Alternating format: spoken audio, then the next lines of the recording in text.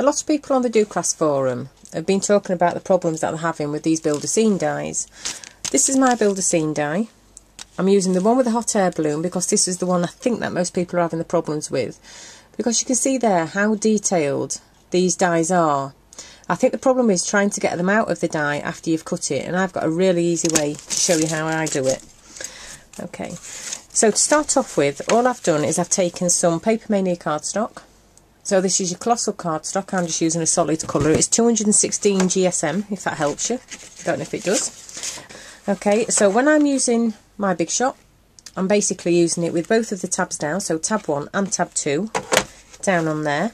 I'm going to put the plate on, I'm going to put my cardstock on, and I'm going to put the die on, and then my other plastic plate. And I think, just to show you, this is the problem that most people are having when they actually cut the dies. Okay, so if I take that out of there, all I'm going to do is turn it over, and you can see there on the bottom, it's not cut through on the centre part of the die.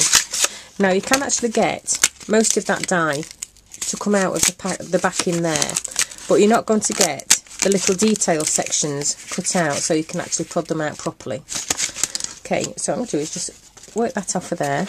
So this is how I actually load my dies, and I found that this works absolutely fantastic for me. So again, I've got my multi-purpose platform, tab 1 and tab 2 down at the top. I've got my cutting plate, which is a little bit rough and ready. It does need replacing when I find one. I've got a little bit of cardstock. Okay, so the same cardstock, the colossal cardstock. You see there, it's a textured one. I don't know if you can see that very well. Okay, I've got my die. I've also got a little bit of J-cloth. Okay, and it's nothing specific. It's all-purpose cloth from Sainsbury's, 24p for a packet of 10. Or you can use a dry baby wipe. Either of them will work. So I've just cut a square out that's going to fit over my die. I've got my second plastic plate, and I've also got the magnetic shim that comes in your packet. Now yours won't come in with a little aperture in there. That's just because I cut it wrong. I was talking and not concentrating, and I actually cut into it, and I created a little magnet. So win-win situation. Okay, so what I'm going to do now to layer this up, I've got my cardstock on the bottom plate. I've got my J-cloth going down on the bottom there. My die is going to go down, cutting face down. I always cut downwards, but if you cut upwards, just do it the opposite way around. I've then got my magnetic shim going to sit over the top so it covers the die completely, and then my other plastic plate. And then I'm just going to feed that straight into the Big Shot. There we go. Oops, got cards falling all over. Okay, take that out, and then we're just going to release the die. Turn it over.